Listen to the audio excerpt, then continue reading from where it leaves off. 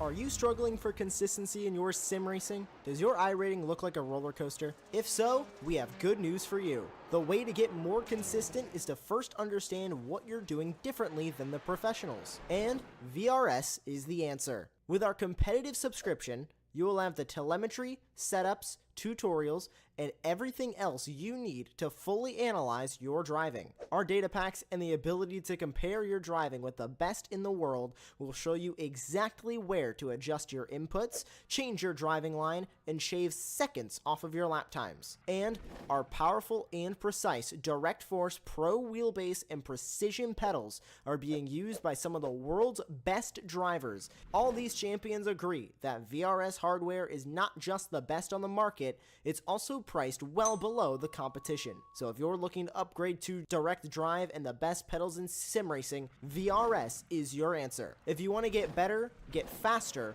and make it happen sooner rather than later, you owe it to yourself to find out why so many people are switching to VRS. You'll be so glad that you did. Visit www.virtualracingschool.com and learn why the best use VRS.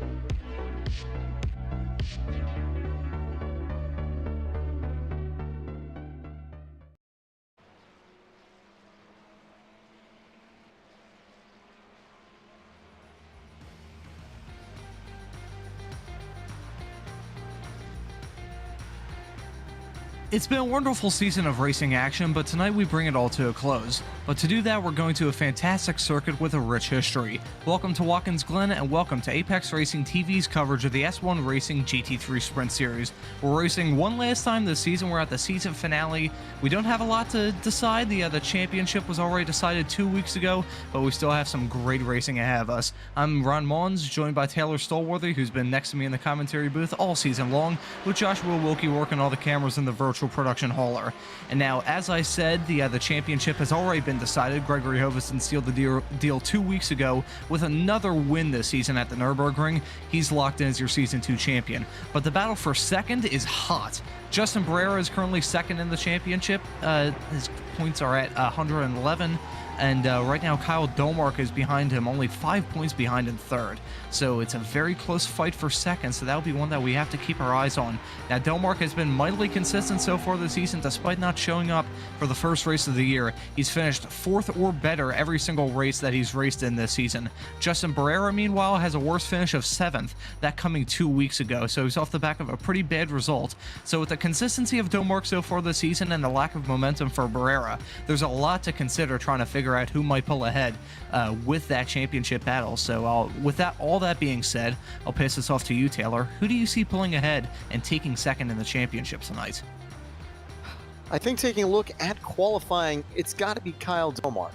He's consistently been faster than Barrera, and Barrera, of course, had the ability to gain ahead in the points thanks to being active for every single race this season. But when he's been here, Dolmark has been the only driver in the same league as Hoviston, and that same thing has stuck true in this qualifying session, where Dolmark currently sits second on the table, Hoviston out in front, which isn't a huge surprise, but all eyes will be on that driver in 5th to see whether he can hold on.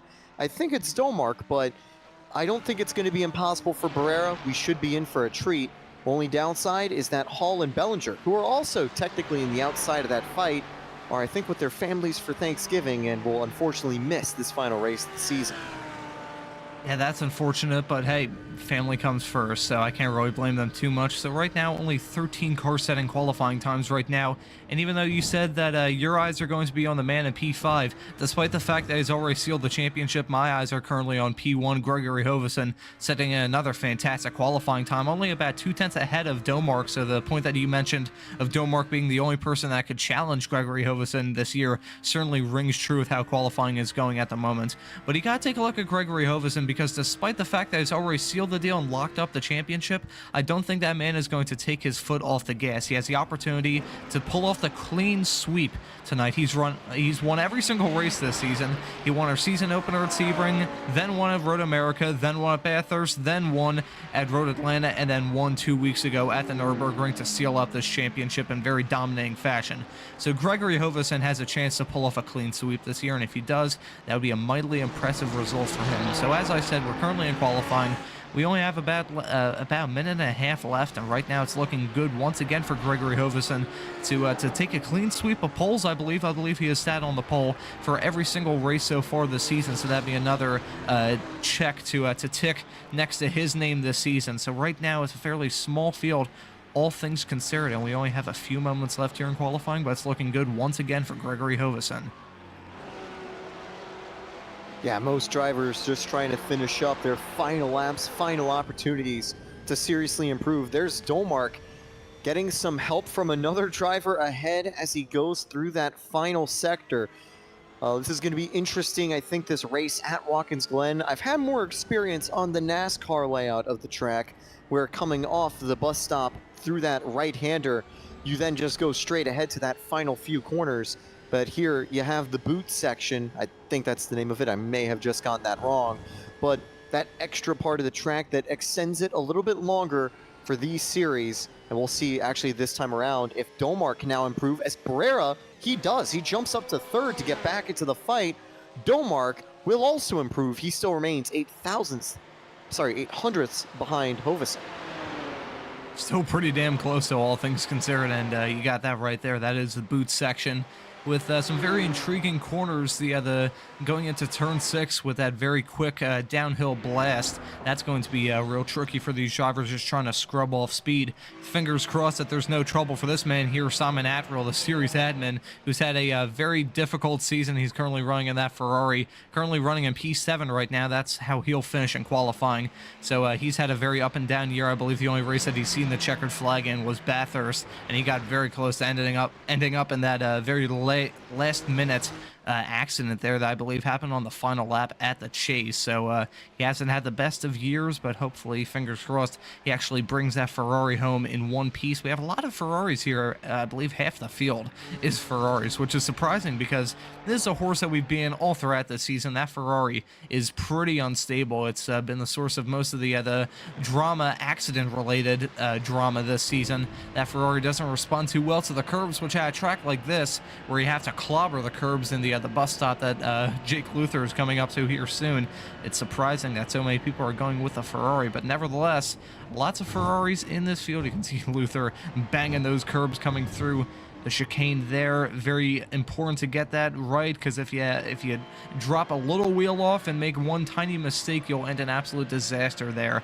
So I think while we're still in qualifying, as we wait for Luther to finish up his qualifying time, I want to look ahead and look towards the future. So as I said in my open, this is unfortunately the season finale. It's been a great season of racing action, but for the viewers wherever you're watching across the globe, we do have some action coming up here on Apex. We've got the S1 series will be returning in about a month's time, in December 27th. We'll talk about that a little bit later. Towards the end of this broadcast, we'll go over what the schedule is looking like for a 5-race schedule in about a month's time. That'll be starting off. And we've also got ARA Super Formula. That'll be tomorrow, Thanksgiving Day. That'll be at about 3 p.m. Eastern, 8 p.m. Pacific. Actually, am I reading that correctly? No. It's 3 p.m. Pacific, 12 a.m.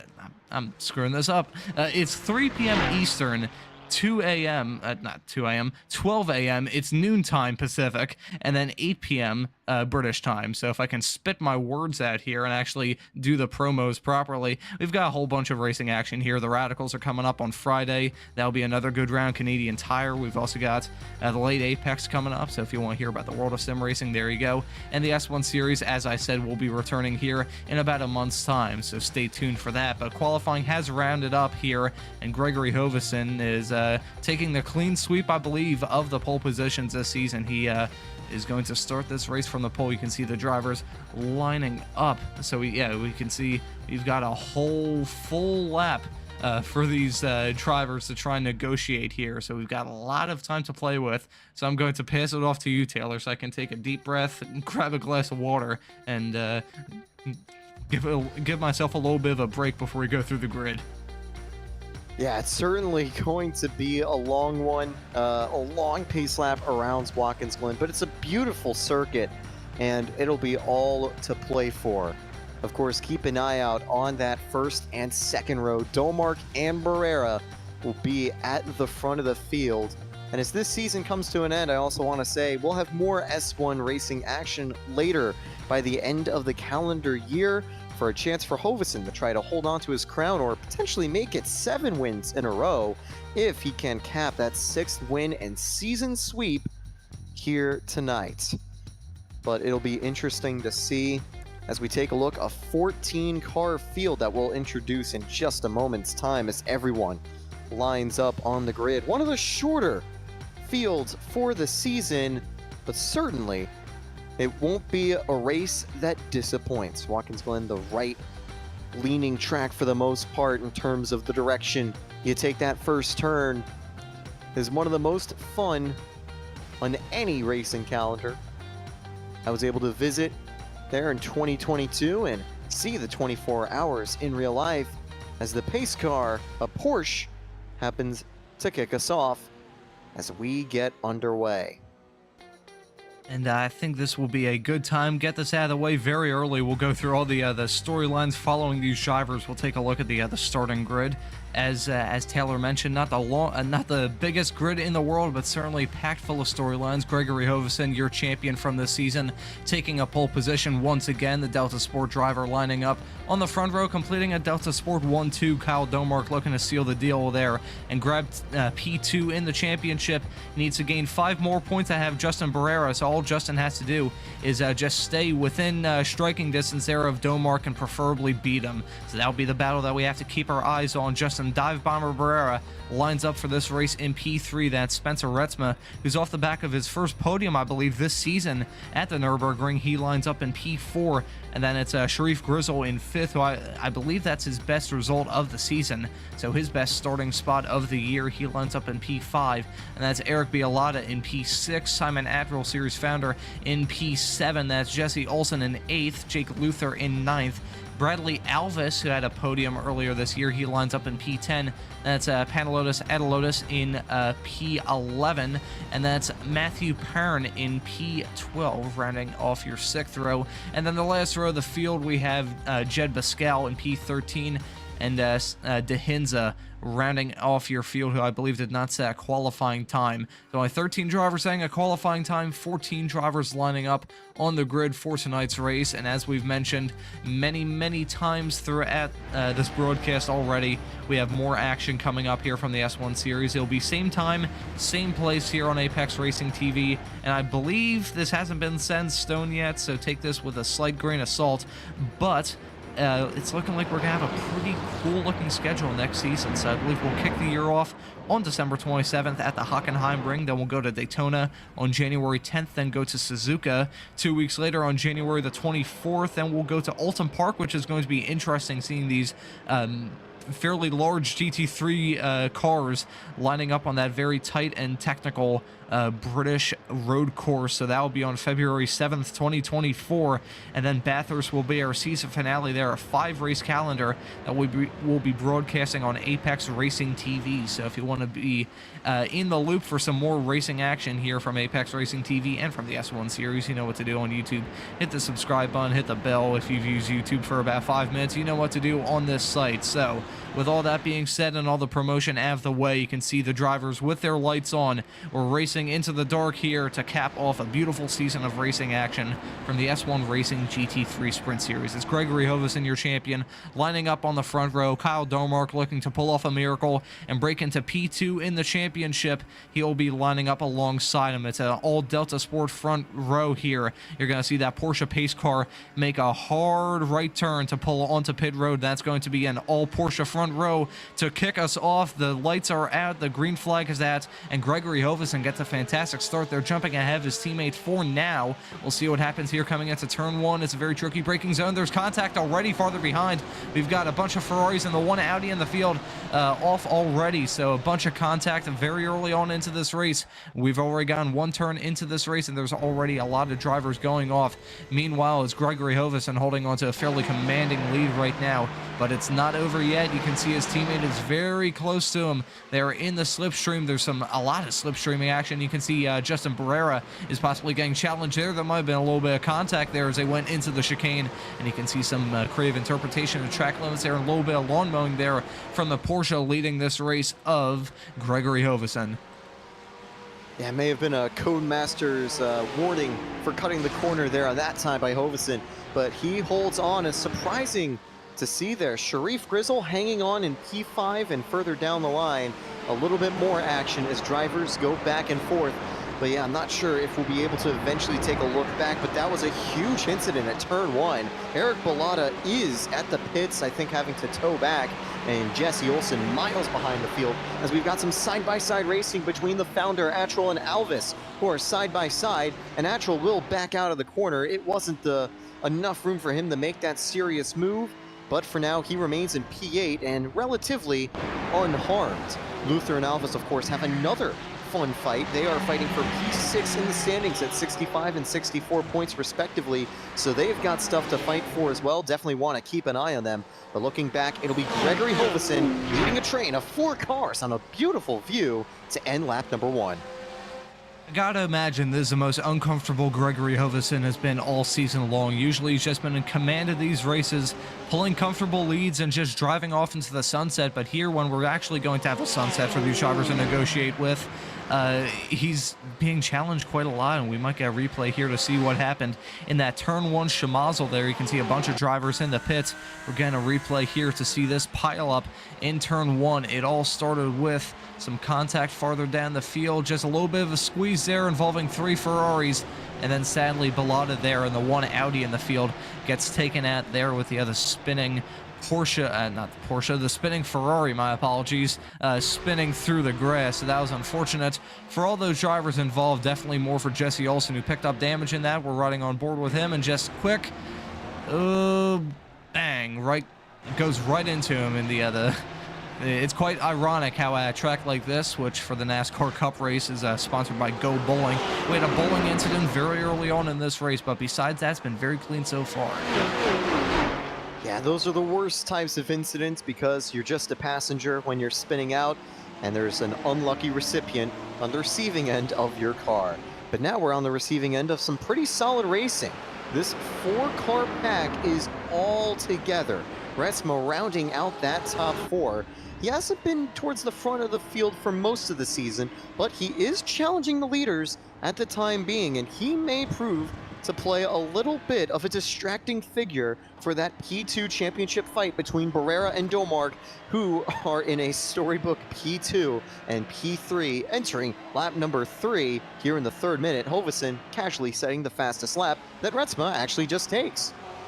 And there you go. I think he is benefiting quite a lot from the other slipstream. The other 2 Porsches and a BMW up ahead of him are punching a massive hole in the air, which at a track like this, which even though it is very tight, twisty, and technical, it's still important to have that slipstream, especially going down that back straightaway. So Rennsport is showing some good speed right now. You can't really count him out of this race. He showed some fantastic speed throughout this season, scored that podium last 2 weeks ago, my apologies, at the Nürburgring. So he's been on a great turn of results as of late, and right now looking for a very solid P4, or even better, he can kind of act as a little bit of a pick in the fight between Domark and Barrera. So I think we could probably see that. I think Retsma has a very fast race car right now. As long as he can keep that Ferrari on track and keep his wheels under him, I think he'll be in for a very good result here. Meanwhile, Bradley and Alvis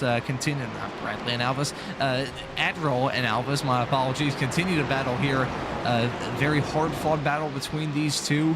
Right now, Adderall probably feeling a little bit frustrated with how the season's going, and I can't really blame him for that. Meanwhile, Alvis, who started off the season with some very good results, grabbed some podiums early on in the year, and he is looking to round this season off with a bang. So they're battling really hard, and I believe we'll get a replay to see some hard battling there as they went into turn 6. I saw them shuffling quite a lot there on the left-hand side of your screen with the SDK graphics, and that's a bold move there from Adderall. Goes down the inside, very close to contact there on multiple occasions, but Adderall peeking a wheel there down the inside, and he pulls off a very bold and audacious move there on Alvis going into turn 6, but that was very nicely played.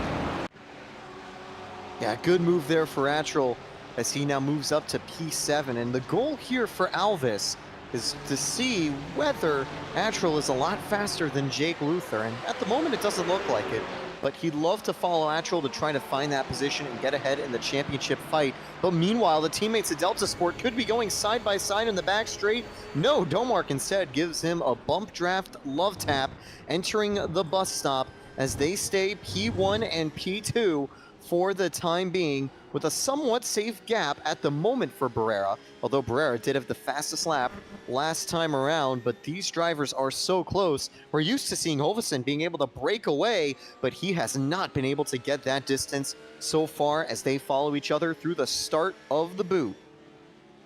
I was just going to mention that. I was going to say, as he gets very close there in the braking zone, make a little bit of contact there mid-corner. Barrera is feeling extremely racy very early on, but he might have screwed himself there. As meanwhile, Retsma is looking for the move going into turn 8. This is going to be very close as they head into the toe. Ooh, that is extremely close. They nearly made contact on entrance to the corner. So Barrera right now is fending for his life. He is fending for his life and fending for contact. No! Oh, that is terrible between Retsma. Oh no, and even more contact there as Retsma rejoins the road. Just absolute commiserations go out to Justin Barrera and Retsma as well, and also the driver involved, who I believe was Grisel, who now moves into P3. So actually, I say that Barrera is actually now, I believe he's holding off Luther, and Grisel is actually coming to the pits now. So Grisel has to pit with the contact he made. That's just unfortunate incident, really unnecessary. Only 7 minutes into this race, but it's very hard racing between those drivers that results in contact. With how hard they're racing, that was kind of inevitable. Yeah, I mean, that is just, I think, Barrera being a little bit too aggressive in defending his position. He was following Domark hard, and certainly the heat of the battle, you're fighting for P2 in the standings. You want to stay as aggressive as you can. And we're going to get a replay to see, realistically, if he came down too much or whether the driver alongside him stayed just too hard into that fight. But that was a very audacious move, but he did make it initially. And the Ferrari behind him, this was a smart move looking to the inside. And I think maybe Barrera just dove a little too far to the inside on defense, and it led to that incident. Yeah, that's. I'm going to put on my Reese Stewart hat here and say that Retsma definitely established his position. He said he made Barrera visibly. I mean, he went for the move. He was there.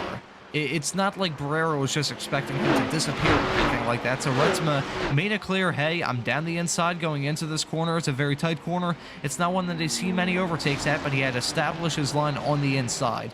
So I think Barrera was just, it was desperation, just absolute desperation, you could say. He just decided to cut him off. He saw his championship hopes fading away with how fast Retsma was going and how Barrera has struggled as of late. I think Barrera was seeing his chances at P2 in the championship really vanish. So right now, it hasn't really hurt him too badly. Right now, he's still running in P3, albeit he's quite a long ways behind Domark and Hovesen now, but he's still running in third, and just because of that large gap doesn't mean that he's losing out on points. So I believe right now, as things stand, I'll have to fact-check myself on this, but I believe as things stand at the moment, Domark would still finish third in the championship, so Barrera his real goal, despite the fact that he ended in contact and really screwed himself, as well as the other drivers over in that crash, it hasn't really hurt him too badly. He's still running in a good enough position to grab P3, but that's... I heard from a dodo bird that there might be some race control involvement with next season. The gentlemen at Extreme Scoring have made it quite clear that they're possibly going to be eliciting their services of their auto race control feature to Simon and the people from the S1 Racing Series. So maybe next season, next time an incident like that could happen on on December 27th, I think that would probably result in some kind of penalty. The way I see it, that was definitely a penalty-worthy incident, even though it didn't really hurt him too badly. It hurt the other driver quite badly. Gristle was out of the race. He's in the pits trying to fix his damage. Retzman, meanwhile, is in 8th. He's really in no man's land, so it's an unfortunate incident brewed out of sheer desperation. It certainly was, but as you mentioned, it didn't hurt Pereira that much. He's still in P3, and I think maybe, yeah, if there is a 5-point gap between second and third per race for scoring, that would keep Pereira 1 point clear and safe in second. And he does have the pace. He's only 6.5 seconds back from Domark.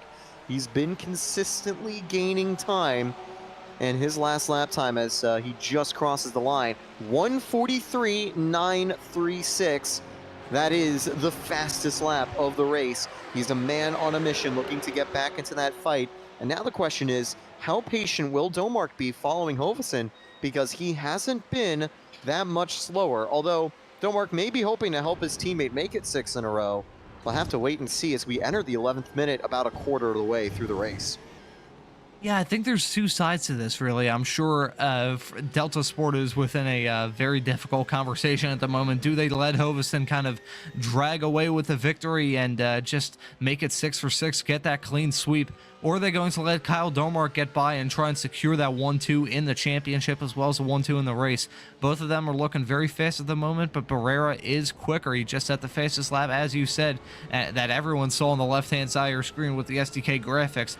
But it's tough because you can see arguments for both sides. I think if it were me, if I were involved with Delta Sport, which I'm not in any means, I don't think they would benefit in any way, shape, or form hiring me.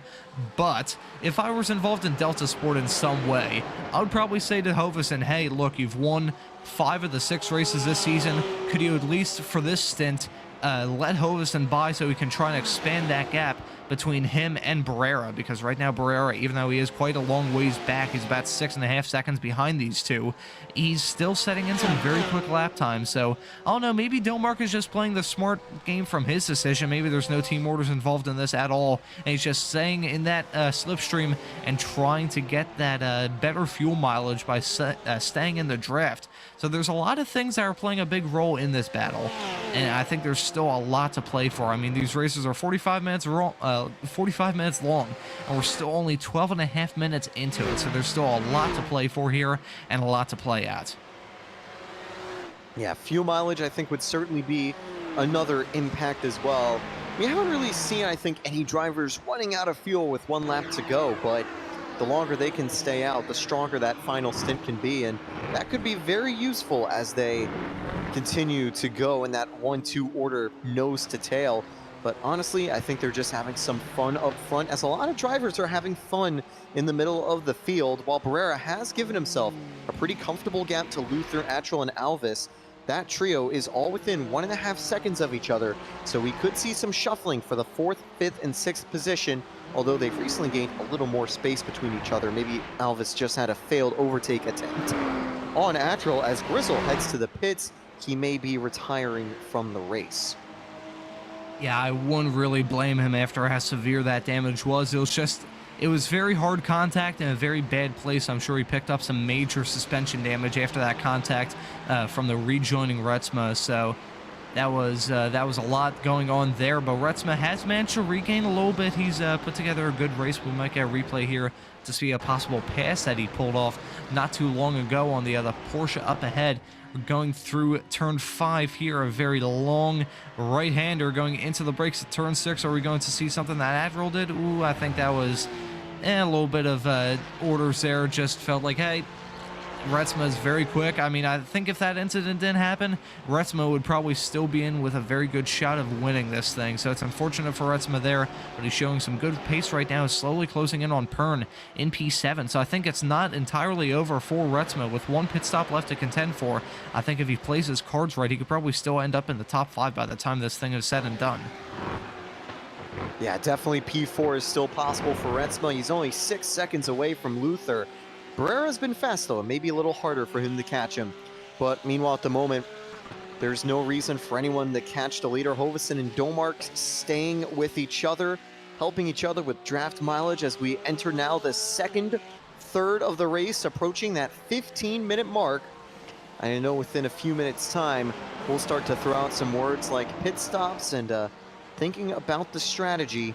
But at the moment, smooth sailing as we look at Jen Buscal, who is also sitting at the rear of the field. Yeah, it's been a race of attrition right now. Only 9 cars on track, currently separated by about 18 seconds. He is really the outlier here. Qualified towards the back, I believe, was last of the drivers to set a qualifying time, and is currently running in P9. So, hey, he's guaranteed a top 10 with how things have gone so far in this race. So far, there's been 4 drivers taken out because of incidents. Grisel, that got caught up in that incident there with Retsma and Barrera.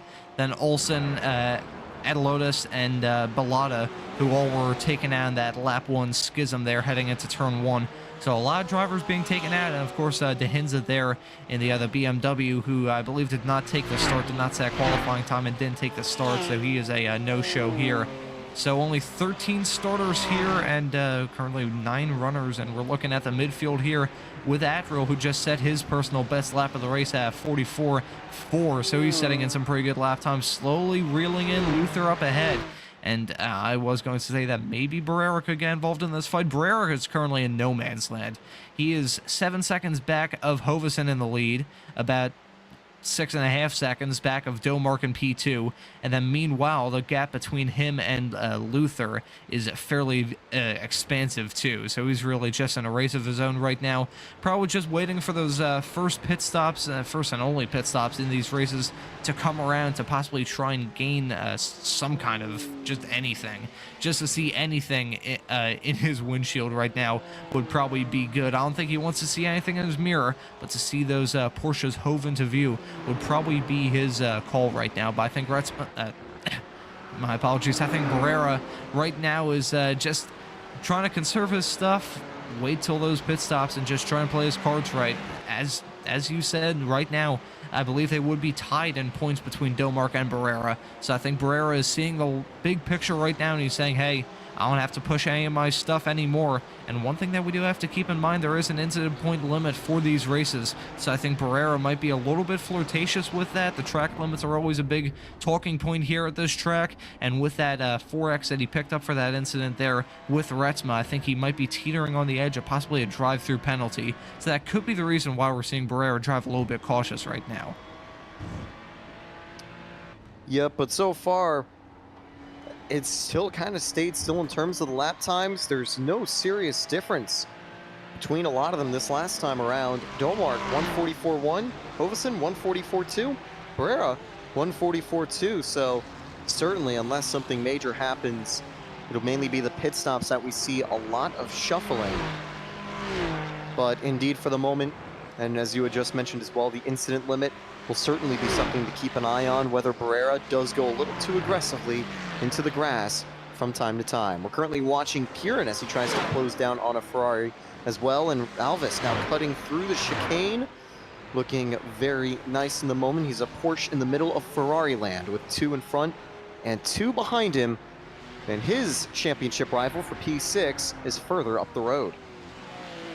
Yeah, he's definitely in a race of his own right now, currently separated by about a little over 2 seconds between him and Atrill, and then another 2 seconds between him and Retsma, who's closing through the field quite well. He got an overtake done on Pern not too long ago. He is currently moving up to P7, so it might be not very long, maybe before we get these pit stops, that Retsma might catch up to Alves and possibly try and pull off a move there. We'll just have to wait and see. But I do have one question for you here, Taylor, and I think it really stems from how quick Domark is. This is probably the quickest he's been all season, and it's really the slowest that Hovesen's been all year. He hasn't really been able to pull a gap at all in this race. I'll ask you this.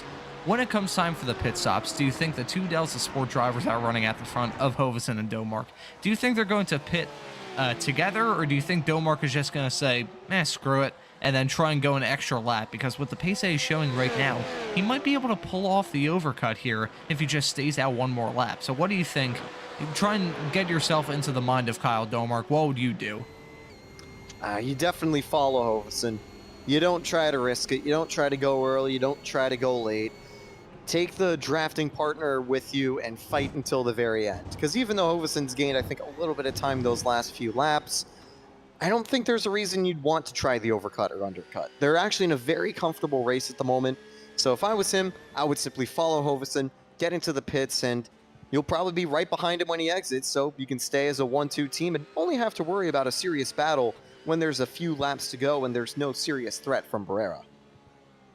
Oh no, I'm not a psychic, but what I could foresee happening if Domark tried to pull off the overcut and these two were locked line of stern in a very tense battle towards the end of this race, I can imagine those two crashing, then Barrera taking a last-minute win there after they crashed on the final lap or something like that. I'm not a psychic. I don't claim to be one, but I could just imagine that happening and us screaming into our microphones, looking at virtual pixels just breaking into a million pieces. So I kind of agree with you there. I think Domark is probably just saying, hey, look, I'm in a decent position right now. I'm following my championship winning teammate to the checkered flag right now. So I could definitely see why he would want to do that. I don't know, maybe we'll see some team orders here. Maybe we'll see like last lap, like I think it was Ferrari in 2002 at the Austrian Grand Prix, if I'm not mistaken, when Rubens Barrichello was dominating that race, and Ferrari was trying to get him to move aside and give the win to Schumacher, and then it happened at the final corner and everyone was outraged. Maybe we'll see something like that with Delta Sport. Fingers crossed we don't see team orders get involved, but you never know. Meanwhile, Barrera is closing in quite well. He has now gotten that second down to about 6.5 seconds between him and Hovesen. It's still a country mile compared to the rest of the field. I believe it's the biggest gap throughout the rest of the field right now. So Barrera is not having the best race in the world. I mean, he's still running a decent position.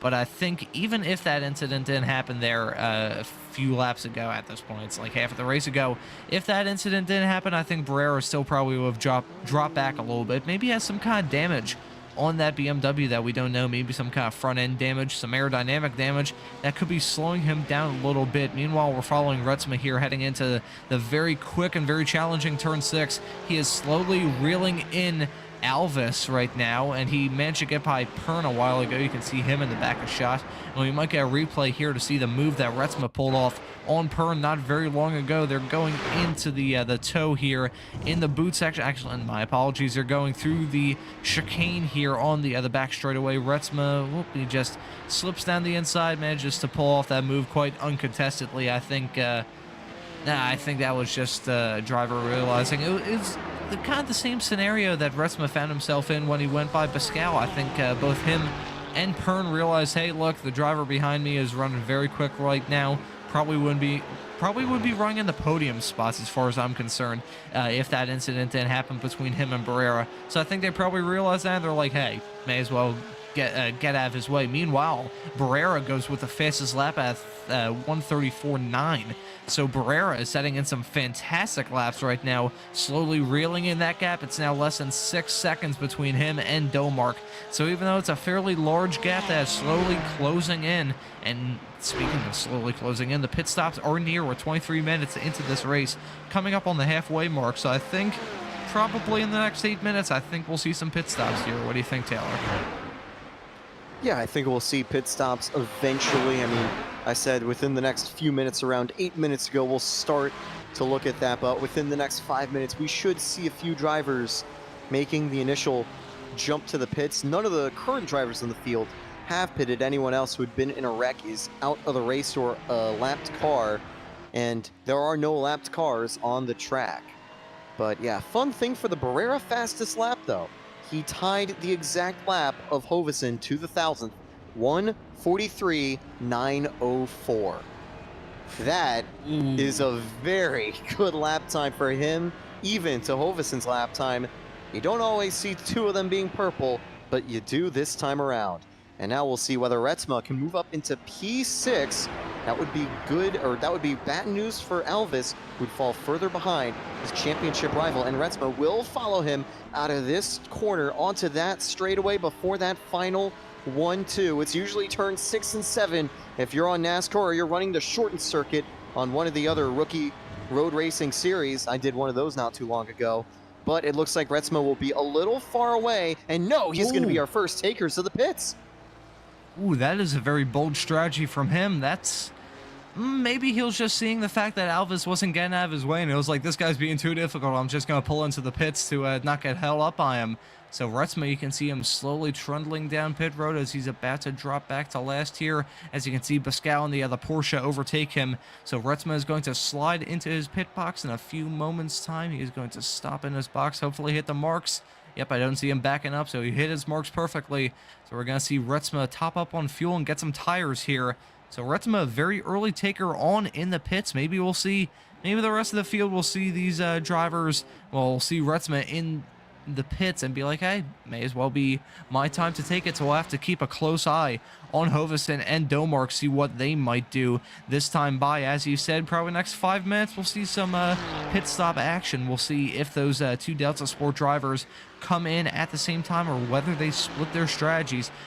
I did say that I could understand why they would come in together, but the inner racer in me, trying to put myself in Domark's shoes, I'd be like, hey, look, my one main championship rival is currently running behind me. He's currently running in P3 in a position to tie the championship. So I think maybe Domark would see like, hey, look, if the championship went down to a tiebreaker, they would tie once again. So I think maybe Domark is just feeling a little bit antsy, maybe he'll try something like that. We'll just have to see in a few moments' time when they come down the pits. They're still saying very good lap times. Domark just has personal best lap. Meanwhile, Luther and Attrell have pulled into the pits as Barrera sets another fastest lap. Goes much quicker, about 0.3 quicker that time by. So Barrera is saying some quick laps this time around. Meanwhile, we've got a massive train of drivers coming in. Luther, Attrell, Elvis, and Pern are now in pit road. So we'll see how they exit out in reference to Retsma. We'll keep an eye on the left-hand side of our screen. Meanwhile, Pascal stays out, so he moves into P4 as all these drivers are stuck in their box. So we'll see what Retsma does this time by. We'll cut to the wide shot here of the greater pit lane. We'll have to keep an eye on the final corner. You can see the headlights there, and you can see Retsma slowly appearing out of that final corner. And I believe that's Luther dropping in and getting out of the pits. There's then Attrell and then Elvis and then Pern. So they stay line of stern in the same positions that they did once before. But I believe, I'm trying to look through the other graphics. Yes, I believe Retsma was able to jump ahead of Elvis there through his series of pit stops. So now he's going to have much warmer tires. So I think we'll see him try and close up that gap between Luther and Attrell here in the next few moments. So right now, Retsma pulling off that strategy quite well to get past Elvis without even having to strain a muscle there. So he gets that move done in pit road. So now Retsma has moved up into P7. Meanwhile, I don't know if we can possibly cut to Hovesen and Domark. I'm not sure where they are on track. I believe they're in the final series of corners possibly. Oh, no, they are not. Okay, so they are in the final corner, but they haven't pitted yet. I don't think any of these drivers... Actually, I was going to say that Barrera was possibly going to stay out after he set the fastest lap last lap, but he comes in early trying to pull off the undercuts on the two drivers ahead of him. I'm not sure if that's the smartest move in the world, but maybe he's looking at what Retsma did there on Elvis and seeing Barrera come in and it's like, hey, look, may as well try it. So now Barrera has come into the pits, so I think we'll see Hovesen and Domark respond here shortly. Yeah, interesting there, but you know what? Drafting each other certainly gives Domark and Hovesen a little more fuel and a little more room to extend their lead for another lap or so, as Pascal, who had been at the bottom of the field, will probably drop all the way back down as he ramps up his pit stop. But notably from that series of pit stops, Retsma's undercut did work to get him by Elvis. He still is behind Luther and Attrell. Taking a look, Barrera, 14-second pit stop, 45 seconds in total in the pits. That's the fastest time for the pits today, and that'll be something we want to look at as the two Porsches should be getting ready to pit ever so soon within those next couple laps. That was a very short pit stop there from Barrera. You can see he has the shortest pit stop of the race so far. So we'll see what kind of pit stop length these two drivers have at the front right now, Hovesen and Domark. We'll see what happens here. I think there's quite a lot that will be decided in the next few moments here. I believe they're about to start another lap here. We'll see if Hovesen and Domark make that decision to go down pit road. They're going very slowly. They are coming down pit road. So the two leaders are coming into the pits, the two Delta Sport drivers, your champion Gregory Hovesen and your second place runner Kyle Domark, who's currently locked in a championship fight with Barrera. There's a lot to play for here. Are we going to see Domark possibly jump ahead of Hovesen, being in that drive for so long he might have to take less fuel here? Could we see Barrera possibly jump ahead of these two? He took less fuel there, had a much shorter pit stop than everyone else. So maybe he's possibly trying to save fuel to get to the finish of this race. The two Porsches are now in their boxes. We're going to cut to the wide angle shot here. We're going to see, possibly we'll see Barrera slowly hove into view. I think, yeah, we're seeing some headlights. That is Barrera there, exiting the final corner right as the two Porsches exit the pit. So they stay line astern, fairly even stops all around, and they actually had better pit stops, shorter pit stops than Barrera did. So maybe they're all short filling here, or maybe they just saved enough gas whereby they could do that. So that's, oh wow, that is surprising there. So Domark, that didn't really actually, I say it worked out for him quite well. Barrera, it didn't really work out for him too well. His gap now is again north of 6.5 seconds, so that didn't work out too well for him. Even with this next half lap spent with much hotter tires, I think he's still going to struggle to try and close that gap. Yeah, he's starting to get into it, but yeah, certainly less fuel in the pit stop will save you time. That is a noticeable half-second improvement for Domark and Hovesen, already from Barrera's full second improvement, or 2-second improvement from most of the guys in the middle of the pack. But now we'll see how fast Hovesen and Domark can be with the lower fuel and with those slightly cool tires as they get to warm them up. But already the 6-second gap is back from what it had been, about 5.7. But certainly with 14 minutes to go, it's all to play for. Will Barrera have a few tricks up his sleeve to maybe go for P2, or will he rest in P3? And it'll come down to this lead fight on whether who takes P2. Yeah, I gotta go through the standings and the regulations and everything like that and see who would take the tiebreaker between these two, because I think it's very close. Domark has either finished second or fourth, I believe, all season long, so he's had a very consistent season, as I said at the start of this broadcast. Meanwhile, Barrera has been very inconsistent, so I think Domark would take second place if it ended in a tiebreaker, just because he has more second place finishes this season. So I think right now it's looking very good for Domark. We'll just have to wait and see. Meanwhile, this fight is heated up quite well between Admiral and Luther. They are pretty close, and I say that it's Admiral and Retsma, my apologies, that are pretty close. Luther's a little farther up the road, so the battle that we have to pay our attention to is between Admiral and Retsma. We're looking from the back of Admiral's car. You can see Retsma possibly closing in slowly. Gotta play the Jaws theme. Dun-dun-dun-dun. It's gonna be a Ferrari battle here as they go into the chicane on the back straightaway. Retsma isn't close enough to go for a move yet, but he closes up quite a lot in the braking zone. As long as he gets a good enough run coming through the chicane and Admiral possibly makes a mistake, which he doesn't, it'll be a nice run here from Retsma. He drifts out a little bit, so I don't think he's close enough just yet to go for a move here into turn 6, but he's slowly reeling in that other Ferrari of him. So Retsma is looking to move up into P5, which is something that I said very early on this broadcast after he had that incident. I was saying, hey, Retsma, with how things are looking right now, he could still very well end up in the top 5, and right now he is looking very good for that. Admiral is struggling at the moment. Pace-wise, they're still pretty close. He is slowly closing in. We might see a move here coming into the toe.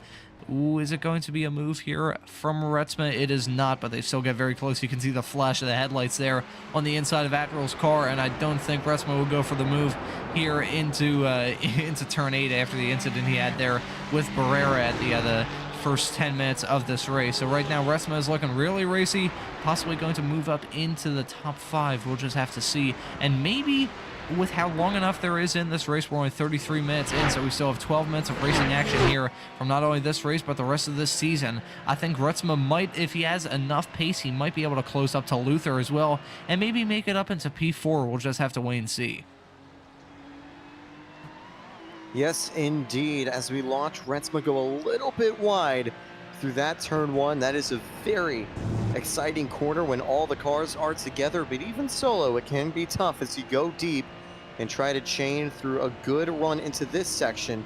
Probably the best overtaking opportunities on the slipstream, on the straightaway, but it also is the riskiest move because you have the bus stop right after it. Rennsport closes up and he doesn't have enough room to make it happen, but as we watch him follow Atril around this right-hander through to this straightaway and entering the boot, you can just see how much precision it takes to get around that section of the track as we continue.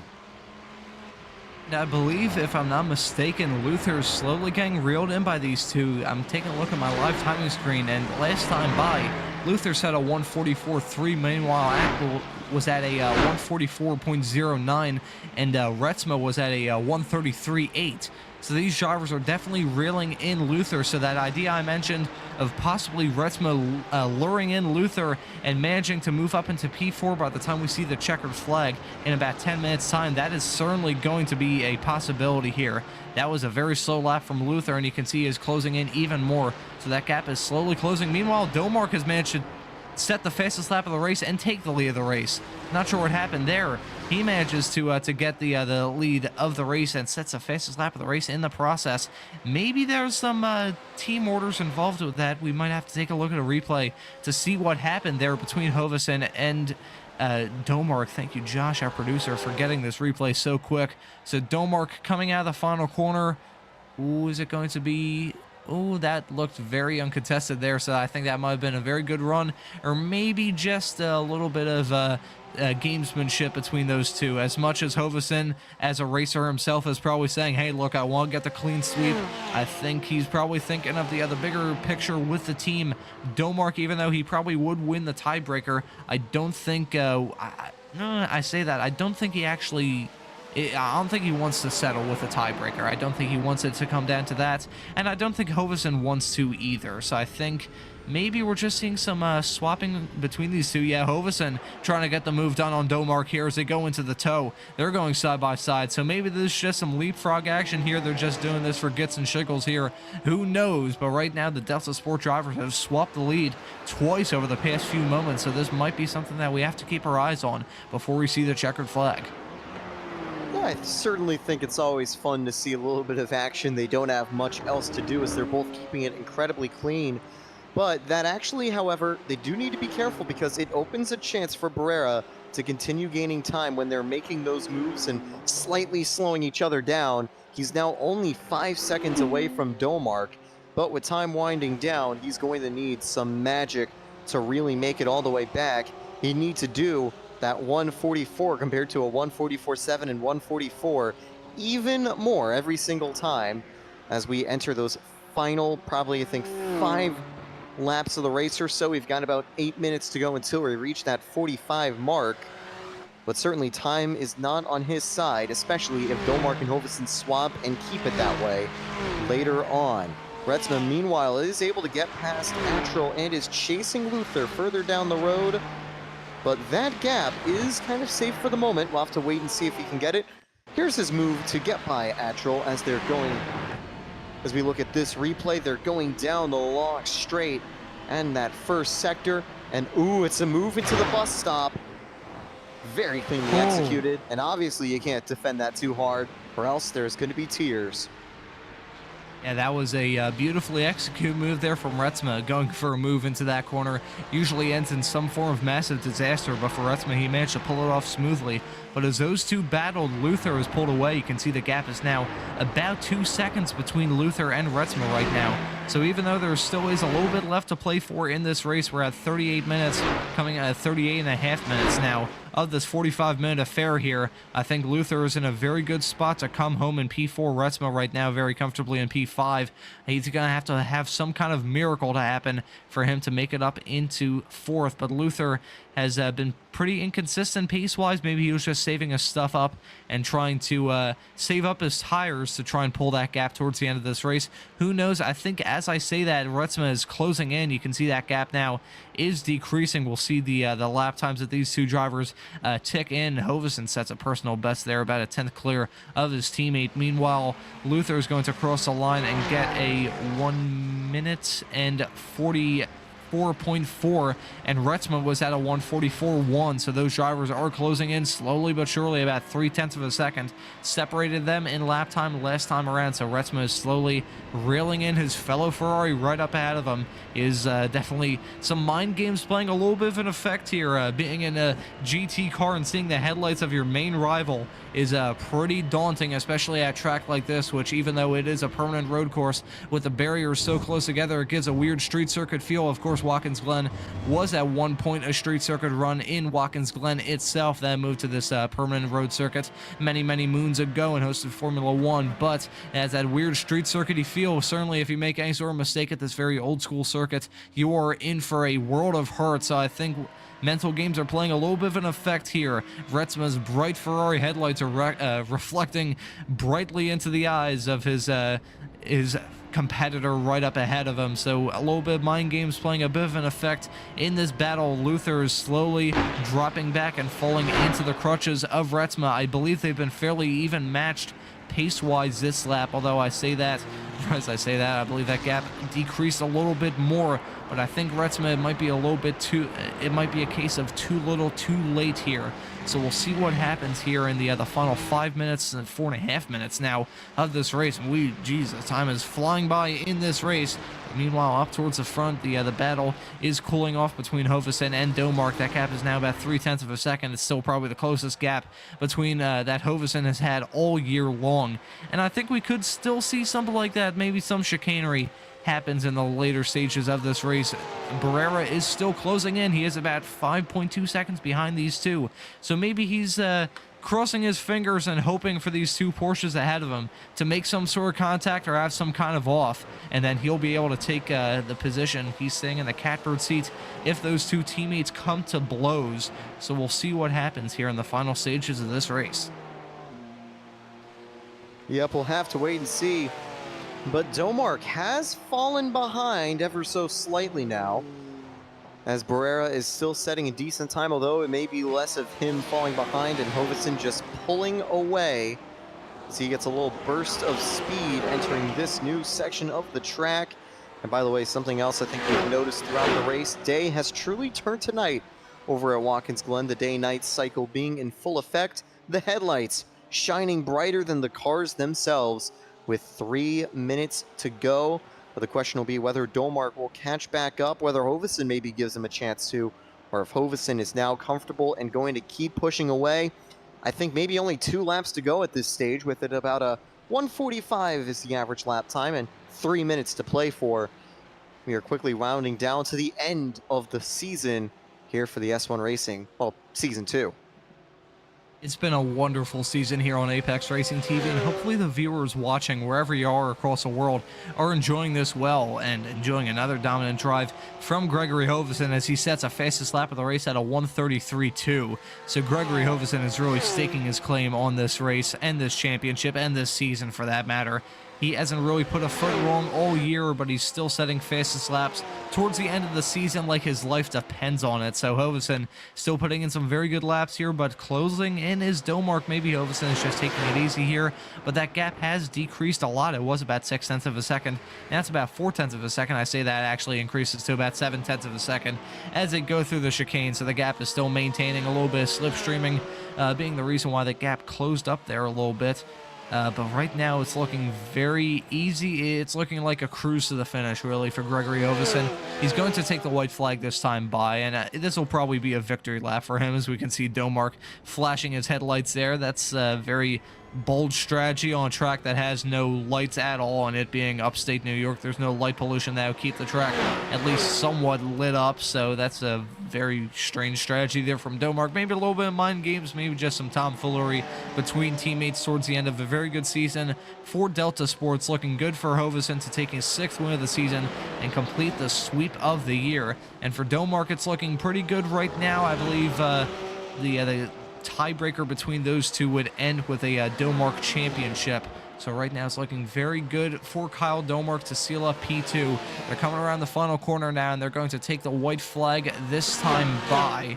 And I think there's some more battling there. You can see Barrera. He is slowly and desperately trying to find any way he can close up to that gap. He is seeing that P2 in the championship slip away slowly but surely. But right now he's in a very good position to grab the podium. Luther behind is about 11 seconds behind, so Barrera is currently in a race of his own right now. And meanwhile, up towards the front, the gap between Hoverson and Domark has closed up quite a lot. It's now less than 0.2 of a second. So that has closed up quite a lot. Maybe we might see a move here coming into the chicane, folks, and Domark is going to pull out, try and get the move done coming into the chicane, and he does. Kyle Domark retakes the lead of this race on the last lap. It has been a hard-fought battle between these two, and Gregory Hoverson hasn't put a foot wrong, but it looks like he's going to lose a final race of the season at the very final moment. So Gregory Hoverson currently sitting in P2. Domark is trying to extend that gap. He's going to try and do everything he can to hold off his teammate. If he does take the win, it'll be an upset of the century. We were joking before the race started about who is going to finish second behind Hoverson. Well, right now it looks like Hoverson himself is going to finish in second behind his own teammate, but he's got a good run coming out of the booth. This is going to be real tight between these two as they go into the toe here, and it's not going to be close enough there. Hoverson stays behind, but he closes up a little bit mid-corner. Kyle Domark is currently running away with it right now. It's still a very small gap between those two, about 0.2 of a second. It's closing up a lot mid-corner, but I think Gregory Hoverson has to concede defeat here unless he goes for a kamikaze move in the final 2 corners of this race, and it looks like it's not going to work for Gregory Hoverson. Kyle Domark is going to play spoiler, grab the upset, but also peak at the right time to take second place in the championship. They come around the final corner. It's going to be a Delta Sport 1-2, but this time it's going to be Kyle Domark taking the victory to round off the S1 Racing GT3 Sprint Series Season 2. He takes the win and takes P2 in the championship over this man, Justin Dive Bomber Barrera. He did everything he could, but just wasn't close enough to contend with the 2 Porsches ahead of him. Meanwhile, Jake Luther is going to hold on to P4, but only just ahead of Spencer Retzma. Meanwhile, Simon Attrill is going to take his second checkered flag of the season in P6, with Alvis behind in P7, and then Pern quite a long ways. He is going to cross the checkered flag in a very few moments' time. He is going to finish in a very distant 8th. That's going to be a very long wait for Pascal to take the checkered flag in P9. He is the last place finisher of tonight's race, about a minute behind Domark, who takes the victory tonight. Only 0.131 of a second, a little over 1/10 of a second separating Domark and Hoverson to cap off the season. Man, that was a fantastic finish.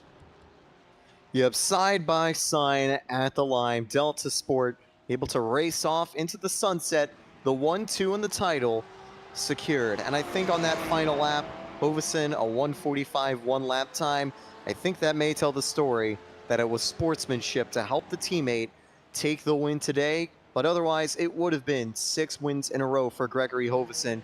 But hey, you can't be too disappointed. What a season for Delta Sport, and a great job for them to secure 1-2 in the title. Something I think that has kind of slipped between the cracks. Jake Luther finishing 4th after starting 9th. Not only is it a great effort from him, it jumps him up to 6th in the overall end-of-season standings, winning that battle against Bradley Alvis. That was a fantastic night of action. That was beautiful from start to finish, and really caps off a fantastic season of racing action too. And I just took a look. I believe that Domark would have won the championship even if it wasn't for the beautiful sportsmanship there, as we're seeing some love taps of the 2 Delta Sport drivers. Might be a little bit of pushing action here. Maybe some of these drivers are running out of gas. I think Domark, he had a very short pit stop there, so I think maybe he's run out of gas in that Porsche, and certainly after how hard he drove it in that last stint, you can't really blame the guy. So it's It's Kyle Domark with a little bit of, you can see Hovesen doing some championship burnouts here to cap off a great season for him. He might not have won the final race of the season, but he still won 5 of the 6 races on the year. Gregory Hovesen was dominant from start to finish. He rarely put a foot wrong, scored 5 of the 6 wins so far this season, and wins the championship in fairly convincing fashion, and celebrates the end of the year 1-2 for Delta Sport, 1-2 in the race and 1-2 in the championship, with some beautiful donuts. And we might see some more coming into turn 1. Hovesen decided not to pull off into the pits. Maybe we'll see some on the start finish. Straight away we will. It's nice seeing some donuts at night, blinding some people in the grandstands right now and hitting the wall too. The online fabricators are not going to be very happy with Gregory Hovesen, but I don't think he cares. He turns off his car, turns off the headlights, and tows back to the pits, completing his celebratory donuts of a fantastic year that Gregory Hovesen had. But it's Kyle Domark pulling off the spoiler and taking the win here. We're going to get the results here very soon here to cap off a beautiful night of racing action. And it's going to be Kyle Domark taking the victory. Less about a tenth of a second between him and Hovesen at the line. That was a beautiful finish between those two Delta Sport drivers. And as you said there, Taylor, a little bit of sportsmanship involved there. I think Gregory Hovesen saw the bigger picture and decided to give his teammate the win, give him a little concession prize for being such a good teammate throughout the race and throughout the season as well. That led them to finish 1-2 in this race, 1-2 in the championship, and I believe they finished 1-2 in practically every race this season. It was dominated by Delta Sport, and they cap off a great season with another great 1-2 finish. And that's Justin Dive Bomber Barrera rounding out your podium in P3. Closed up quite a lot towards the end of that race, finished 4 seconds behind them, but just wasn't enough, and he finishes this race not only P3 in this race, but also finishes the year P3 in the championship. That's Jake Luther having a great result, as you said, finishing in P4. He moved up from P9, so he has a very good showing there. Spencer Retzma, you gotta feel bad for him. He was involved in that incident there with Barrera very early on in this race, but managed to claw through the field, cut through it like a hot knife through butter to round off this race in P5. A very good result for him. Then Simon Attrell finishing the race in P6. That's Bradley Alvis, his main championship rival, finishes just behind him in 7th. That's Matthew Pern and Jed Pascal rounding out the drivers that saw the checkered flag in tonight's race. And it was a race of attrition here, as we had Grizzle, Olsen, Adelotis, and Bellada all being involved in that lap 1 schism there. Actually, no, Grizzle was involved in the schism there with Barrera and Retzma, my apologies. So he finishes 22 laps down in P10, and then Olsen, Adelotis, and Bellada all were involved in a lap 1 schism, turn 1 schism as well. And they all DNF from this race, and that's DeHinza rounding off your field 26 laps down, who did not take the start. That was a beautiful, beautiful night of racing action, and a beautiful way to cap off the season too. Yeah, it certainly was, and Watkins Glen is always such a fun track to feature at. I do hope in the latter half of next season we'll go there, but I know we also have a star-studded list of tracks that S1 Racing will be featuring later in December, January, and February when the year rolls over to 2024. But yeah, Ron, what a fun season, and even in the night sky, these arguably somewhat depressing burnouts with only the flashlights from the cars being able to be seen, it still is a very fun way to cap off what has been a fun season of action from top to bottom. But I think the under the lights burnouts have their own little unique flair. You can see the lights spinning around there. It's like a weird disco ball sort of thing. So I think even though you couldn't really see the smoke or anything like that, and he even hit the wall trying to pull off the donuts, that was still a nice display of celebration there from Gregory Hovesen. It's disappointing. I'm sure Domark probably would have burned that Porsche of his down to the ground if he had the chance. So, as you said, it's just another great race from this series. It's been great racing from start to finish. So the season is unfortunately now at a close. We're going to have to wait for about a month until the S1 Racing Series returns here on Apex Racing TV. So, Taylor, I just wanted to ask you for your final thoughts to round off a great race and a great season. To be honest, I kind of gave them last time out, but it's been a lot of fun, and I can't wait till December. Exactly right, and we're not just saying that we're waiting till December because we'll be watching on Apex Racing TV. There's some news I'd like to share. With all that being said, I want to end this broadcast with some news involving all three of us. S1 will be returning to Apex Racing TV on December 27th, as we've said a lot during this broadcast, and we'll all be returning too. Earlier this week, Taylor and I declared our intent to return to the series for Season 3 here on Apex, and the same goes for our producer Josh, so expect us three to bring you some more fantastic racing action from this series, because it's been wonderful to cover. The S1 Racing series will be back, same time, same place, with the same racing action, and I hope you, the viewer, can come back too. These broadcasts won't be possible if it weren't for you fine folks tuning in on Apex Racing TV, the great drivers on track, and also Dr. Dabber and Zine, who are the proud partners of the series. If it weren't for them, financially speaking, these broadcasts wouldn't be possible. And of course, these fine broadcasts won't be possible if it weren't for our fantastic producer Josh Wilkie and my partner in crime all season long, Taylor Stallworthy. Thank you so much for joining us, Taylor. It's been a privilege to share the commentary booth with you, and I can't speak for you, but fingers crossed you think the same way. So I thank you all for the good times, and we'll be right around the corner. I'm Ron Mullins. This has been the S1 Racing GT3 Sprint Series, a fantastic season full of racing action from start to finish. Thank you all for watching. Have a very happy Thanksgiving tomorrow, and a great rest of your night.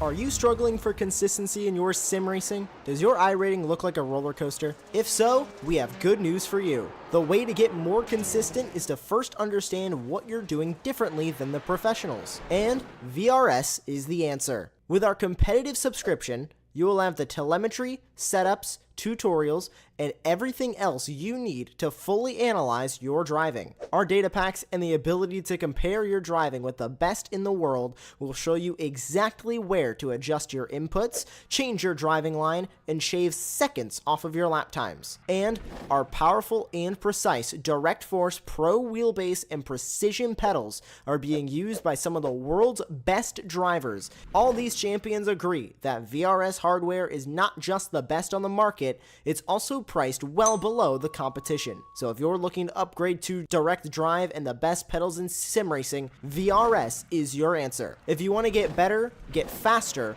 and make it happen sooner rather than later, you owe it to yourself to find out why so many people are switching to VRS. You'll be so glad that you did. Visit www.virtualracingschool.com and learn why the best use VRS.